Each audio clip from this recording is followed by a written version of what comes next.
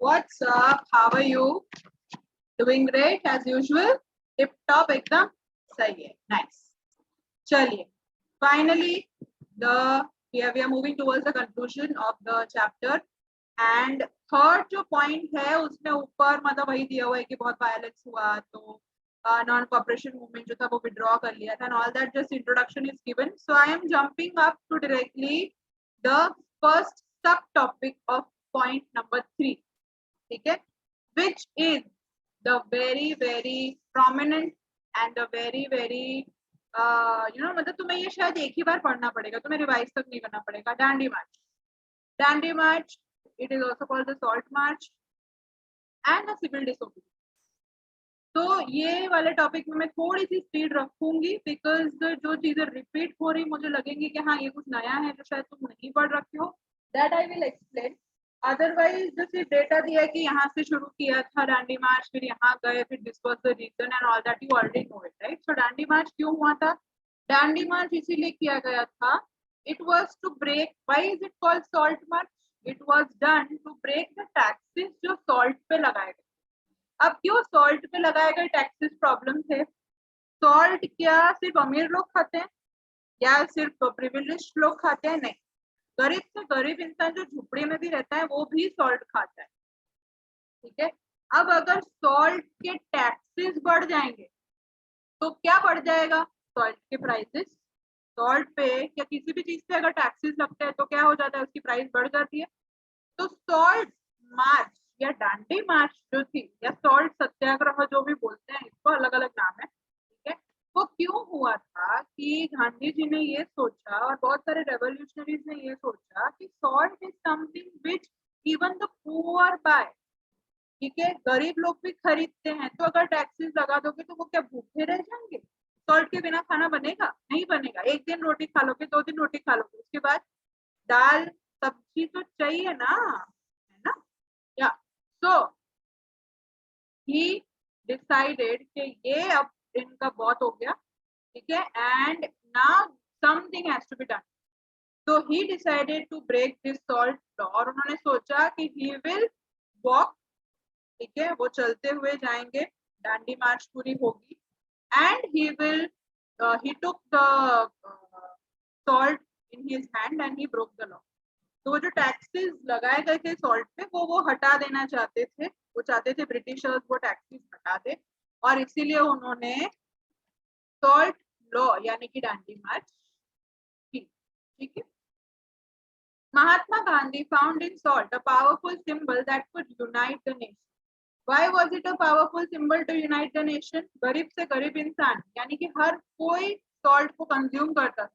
अगर सॉल्ट सत्याग्रह हो जाता यानी कि सॉल्ट पे जो टैक्सेस लगे हैं उसको फाइट करने के लिए अगर लोग यूनाइट हो जाए तो नॉन कॉपरेशन मूवमेंट में या जो ये हम ब्रिटिशर्स को बोलना चाह रहे हैं कि अब हमारी कंट्री से चले जाओ, जो हम कॉपरेट नहीं करना चाहते, उसके लिए जो लोगों को यूनाइट करना है वो इजीली हो जाएगा. बिकॉज सॉल्ट इज समथिंग मतलब सी पीजेंट्स वाले में, फार्मर्स वाले में हमने क्या पढ़ा था? क्यों वो लोग नॉन कॉपरेशन मूवमेंट में ज्वाइन कर रहे थे? क्योंकि उनको कुछ प्रॉब्लम्स थी. अभी सॉल्ट पे टैक्स लगाए वो तो सबका प्रॉब्लम है ना, सबके लिए महंगा हो गया वो, तो everybody will come to fight. On January 31, 1930, he sent a letter to Viceroy Irwin stating 11 demands. Viceroy Irwin जो थे उनको गांधी जी ने एक लेटर लिखा, उसमें 11 डिमांड्स लिखी उन्होंने कि ये मेरी डिमांड्स है. Some of these were of general interest and others were specific. कुछ डिमांड्स उसमें थी वो सभी के लिए थी, सभी के बिहाफ पे थी और वो सबके लिए थी, सबके हित में थी. ठीक है. और कुछ डिमांड्स जो थी वो स्पेसिफिक थी यानी कि ये वाले जो फार्मर्स है या ये जगह पे जो फार्मर्स है उनका ये कर दो, उनके वेजेस बढ़ा दो, उनको टैक्सेस माफ कर दो. ठीक है. तो वो स्पेसिफिक भी डिमांड्स थी और जनरल डिमांड्स भी थी. The idea was to make the demands wide ranging. Wide ranging यानी वो ज्यादा से ज्यादा डिमांड्स करना चाहते थे ब्रिटिशर्स को. क्यों?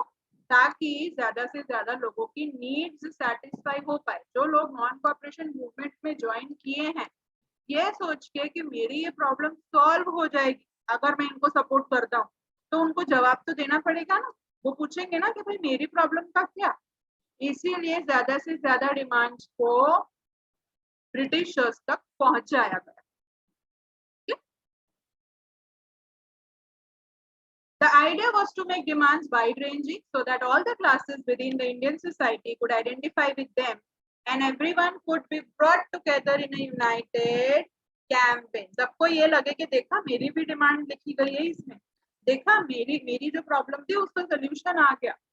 Okay, so they will be able to मतलब जस्ट इमेजिन तुम्हारी कोई प्रॉब्लम सॉल्व करे तो कितनी खुशी होती है कि फाइनली, है ना। तो उस इंसान के लिए फिर हम रिस्पेक्ट करते हैं, उसको थैंक यू बोलते हैं, ठीक है। एक एक फिर आपके हाँ अभी अभी तुम तो कुछ प्रॉब्लम है तो मेरे को बताना, बोलते हैं ना कि कभी मैं हेल्प कर सकूं तो बहुत अच्छा रहेगा। तो वो एक वो फीलिंग लाना चाहते थे कि हाँ मेरी कंट्री के लिए मैंने कुछ सपोर्ट किया और मेरी प्रॉब्लम का सोल्यूशन आया, देखा मतलब कि मेरी कंट्री को सपोर्ट मुझे करना चाहिए। The most stirring of all was the demand to abolish the salt tax. जो 11 डिमांड गांधी जी ने लिख के वाइसरॉय इरविन को भेजी थी उनमें से एक क्या थी, to abolish the salt tax. To abolish means to remove. उनमें से एक डिमांड थी कि सॉल्ट पे जो आपने टैक्सेस लगाए हैं आप उसको हटा दीजिए, निकाल दीजिए ताकि हर कोई सॉल्ट खरीद सके, otherwise everybody will not be able to afford it. Salt was something consumed by rich poor alike and it was one of the most essential items of food. The tax on salt and government monopoly over its production, Mahatma Gandhi declared, revealed the most oppressive phase of the British rule. क्या लिखा था उन्होंने, मतलब वो उनके हिसाब से महात्मा गांधी की तरफ से ये जो सॉल्ट पे टैक्सेस लगाए थे वो क्या था, वो अब तक का सबसे गंदा, मतलब हम बोलते हैं ना कि इससे बुरा तो क्या ही हो सकता है।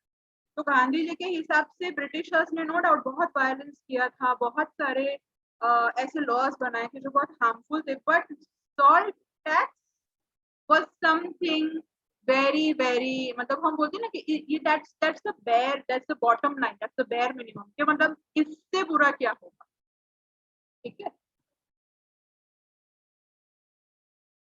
Mahatma Gandhi letter was in a way an ultimatum, ठीक है, एक तरह से एक अल्टीमेटम था महात्मा गांधी की तरफ से, that if the demands were not fulfilled by 11th March, the letter stated, the Congress could launch a civil disobedience campaign. Gandhi ji ने अपने लेटर में सिर्फ डिमांड्स नहीं लिखी थी, ये भी लिखा था कि अगर ये डिमांड्स जो 11 मार्च तक आपने पूरी न की तो हम सिविल डिसोबीडियंस मूवमेंट लॉन्च कर देंगे। ऑफिशियली आपको बता रहे हैं कि हम ये कर देंगे सिविल डिसोबीडियंस मूवमेंट, यानी उसके बाद आपकी बात कोई सुनेगा कोई मानेगा नहीं, कोई आपके वहां काम करेगा नहीं।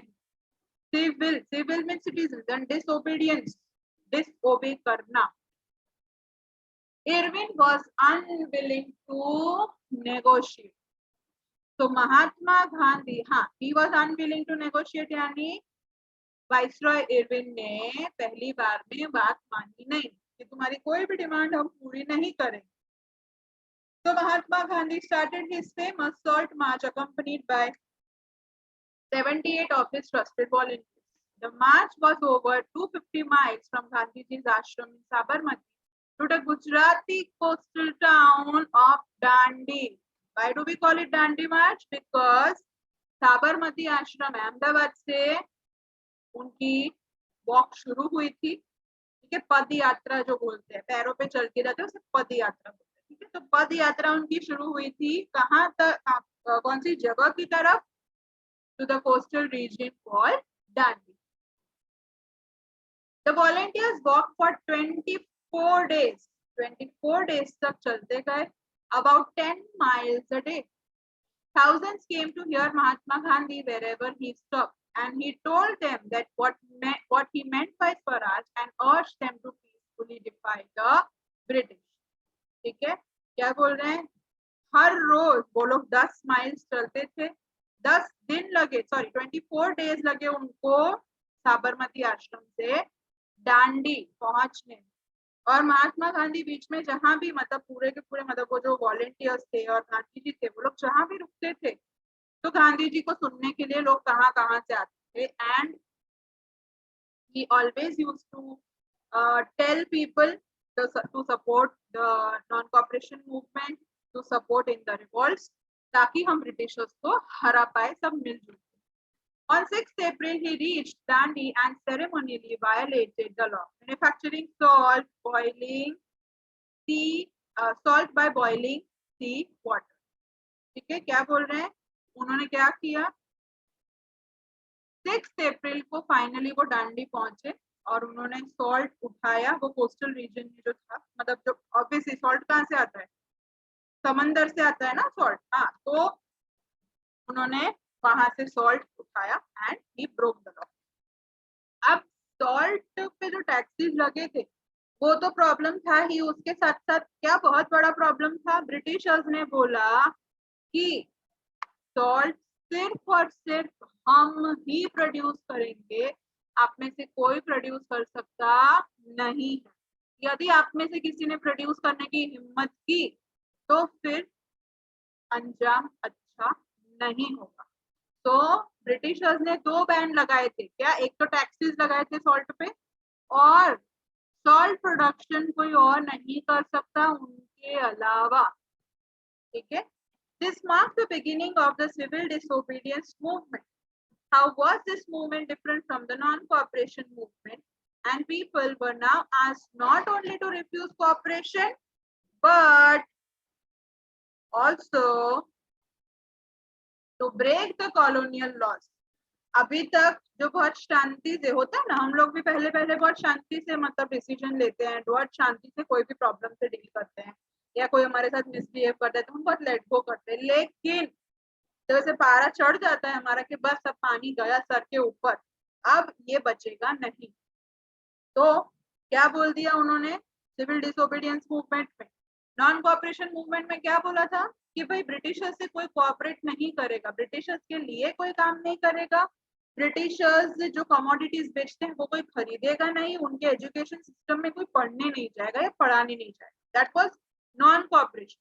सिविल डिसोबीडियंस में क्या बोल दिया कि ना ही अब तुम ब्रिटिशर्स से मतलब ऐसा नहीं कि सिर्फ कोऑपरेट नहीं करना है, वो तो है ही कि ब्रिटिशर्स से तुम कोऑपरेट नहीं करोगे और उनके लॉज भी तोड़ोगे. That was the civil disobedience movement. ठीक है. Thousands in different parts of the country broke the salt law, manufactured the salt and demonstrated it in front of the government salt office. क्या किया लोगों ने? क्या करना शुरू कर दिया? Civil disobedience movement. Gandhi ji ने अपने लेटर में लिखा था राइट कि 11 मार्च तक अगर तुमने मेरी 11 डिमांड्स पूरी नहीं की, ठीक है, तो मैं फिर जो करूंगा वो तुम देख लेना. सिविल डिसोबीडियंस मूवमेंट लॉन्च हो जाएगा पूरी कंट्री में, मतलब कि non cooperation plus we will break your laws also. तो लोगों ने क्या करना शुरू कर दिया? People started manufacturing salt. Manufacturing of salt was only done by Britishers. लेकिन अब सिविल डिसोबीडियंस जो बतानी थी कि तुम्हारा कोई लॉ कोई कानून हम मानने ही नहीं वाले.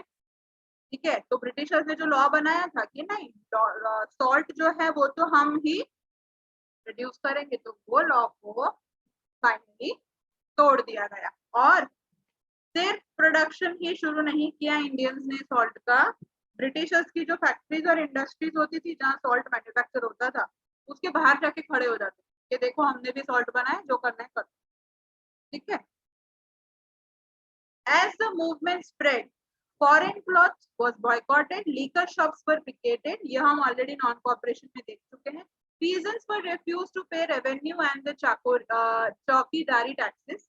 Village officials resigned, etc., etc. The same thing. ठीक है, जो नॉन कोऑपरेशन में हमने ऑलरेडी पढ़ा है.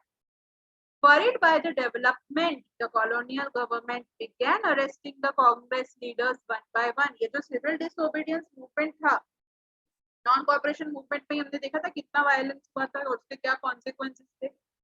वैसे ही सिविल डिसोबीडियंट मूवमेंट जो था वो तो और डेंजरस. ठीक है, तो उसमें लोगों ने क्या बोलते हैं मतलब ब्रिटिशर्स थोड़ा घबरा गए कि अब क्या करेंगे, मतलब इनको रोकेंगे कैसे। ठीक है, तो ब्रिटिशर्स ने उनको अरेस्ट करना स्टार्ट कर दिया। किनको? कांग्रेस लीडर्स को ब्रिटिशर्स ने अरेस्ट करना स्टार्ट कर दिया। Okay, worried by the developments. Which developments? Development in the civil disobedience movement. Civil disobedience movement दिन ब दिन बढ़ता ही जा रहा था। ब्रिटिशर्स के खिलाफ रोज फाइट्स होती थी, वायलेंस होता था और उनके बनाए हुए रूल्स तोड़ दिए जाते। ठीक है, तो इससे चिंतित होकर ब्रिटिश गवर्नमेंट ने क्या किया? कांग्रेस लीडर्स, ना रहेगा लीडर ना रहेगा मूवमेंट। ठीक है, तो कांग्रेस लीडर्स को उन्होंने पकड़ के जेल में डालना शुरू कर दिया। This led to violent clashes in many places, and when Abdul Ghaffar Khan, a devout disciple of Mahatma Gandhi, was arrested, angry crowds demonstrated in the streets of Peshawar, facing armored cars and police firing. क्या हुआ? Abdul Gruffudd Khan जो थे महात्मा गांधी के disciple थे, यानी बहुत बहुत strong follower थे महात्मा गांधी के, तो जब उनको अरेस्ट किया गया तो लोग सड़कों पे उतर आए, रैली होने लगी कि हमारे लीडर को तुमने पकड़ा कैसे। एंड उन लोगों पे फिर उनको रोकने के लिए फायरिंग, शूट करना, ब्रिटिश गवर्नमेंट ने शूट करने के ऑर्डर्स दे दिए अपनी पुलिस को और काफी वायलेंट तरीके से उनको रोका जा रहा था। Many people were killed, very obvious. A month later, when Mahatma Gandhi himself was arrested, industrial workers in Solapur attacked the police posts, municipal buildings, law courts, railway stations, all the structures that symbolize the British rule. Abdul Gruffudd Khan को, जो गांधी जी का बहुत बड़ा follower था, उसको जब पकड़ा तो लोगों ने स्ट्रीट पे उतर आए, लोगों ने प्रोटेस्ट किया कि how dare you touch him. ठीक है, कि तुमने हमारे लीडर को पकड़ा गया। तो वैसे ही जब उसके एक महीने बाद, जब अब्दुल गफर खान को पकड़ा, उसके एक महीने बाद गांधी जी को भी अरेस्ट कर दिया गया। तो गांधी जी को जब अरेस्ट किया तो सोलापुर, जो इंडस्ट्रियल वर्कर्स थे सोलापुर में, उन्होंने ब्रिटिशर्स की जितनी भी ऑफिस थी वहां जाके अटैक करना, तोड़फोड़ करना शुरू कर दिया। ठीक है, अब right hand government responded with a policy of brutal repression. बहुत ब्रूटली, बहुत वायलेंटली उनको रोका जा रहा था और इसमें बहुत सारे लोगों की डेथ हो गई। Peaceful satyagrahis were attacked, women and children were beaten and about 1 lakh people were arrested. 1 lakh लोगों को अरेस्ट करके रखा था। ठीक है, और पीसफुल सत्याग्रही थे, फीमेल्स थी, बच्चे थे, किसी को बख्शा नहीं गया था, सबको ही मारा जा रहा था। Everyone was attacked and beaten. In such a situation, Mahatma Gandhi once again decided to call off the movement and entered into a pact with Irwin on 5th March 1931. Gandhi ji ने नॉन कोऑपरेशन मूवमेंट क्यों बंद किया था? क्योंकि बहुत violence हो रहा था, which he did not intend to. ठीक है, उनको नहीं चाहिए था कि इतना वायलेंस। सिविल डिसोबीडियंस मूवमेंट में भी क्या चीज हुई? वायलेंस होने लगा। ठीक है, तो वापिस से गांधी जी ने सिविल डिसोबीडियंस मूवमेंट भी बंद कर दिया। He called it off, or to call off means बंद कर देना। उन्होंने ऑर्डर किया कि इसको बंद कर दो। अब क्या हुआ? He entered into a pact with Irwin. उन्होंने वापिस से इरविन से मीटिंग की। By this Gandhi-Irwin pact, Gandhi consented to participate in a round table conference. Congress had boycotted the first round table conference, मतलब मीटिंग्स। गांधी जी ने बोला viceroy Irwin को कि मेरे को तुमसे मिलने का है, अपने बैठ के बात करते हैं। ठीक है, मिलते हैं। तो कांग्रेस कांग्रेस पार्टी जो थी उन्होंने बॉयकॉट कर दिया था first round table conference in London and the government agreed to release the political prisoners. In December 1931, Gandhiji went to London for the conference, but the negotiations broke down and he returned disappointed. अब जिसने अभी letter लिख के भेजा वो नहीं माना, तो अभी मिलके क्या मान लेने वाला था? तो वहां भी उसने मना कर दिया। जो भी डिमांड की गांधी जी ने फेस टू फेस, पहले उन्होंने लेटर लिखा अपनी डिमांड लिख के, वो उसने मना कर दिया इरविन ने कि भाई नहीं सुनूंगा मैं, तो ये इसमें से कुछ भी तुम्हारी डिमांड पूरी नहीं होगी। अभी गांधी जी मिलने गए कि मिलके मीटिंग करते हैं, वो भी कुछ पूरा हुआ नहीं. That also failed. Back and he came back to India. Back in India, he discovered that the government had begun a new cycle of repression. Ghaffar Khan and Jawaharlal Nehru were both in jail. जब वो ये सब गांधी इरविन पैक्ट जब चल रहा था, यानी गांधी जी और इरविन वाइसरॉय इरविन की जो मीटिंग हो रही थी लंदन में, तो वो he was there. Gandhi ji वहां थे, उनको यहाँ का कुछ पता नहीं था. तो जब वो इंडिया वापस आए तो उनको पता चला कि गफर खान, जवाहरलाल नेहरू सबको ही पुलिस ने पकड़ लिया था और जेल में बंद किया हुआ. The Congress had been declared illegal and a series of measures had been imposed to prevent the meetings, demonstrations and boycotts. With the great apprehension, Mahatma Gandhi relaunched the civil disobedience movement. For a year, the movement continued, but by 1934, it lost its movement. जब गांधी जी वापस आई India में और उन्होंने देखा कि ये तो कितना वायलेंस हो रहा है, क्या हो रहा है मेरे कंट्री, ठीक है, तो उन्होंने जब हाँ, और उनको ये पता चला कि कांग्रेस को इलीगल डिक्लेयर कर दिया गया, ठीक है, तो he finally once again launched the civil disobedience movement. Or that's all. This session was all about the Dandi Yatra and the beginning of the civil disobedience movement. That's all. Thank you so much.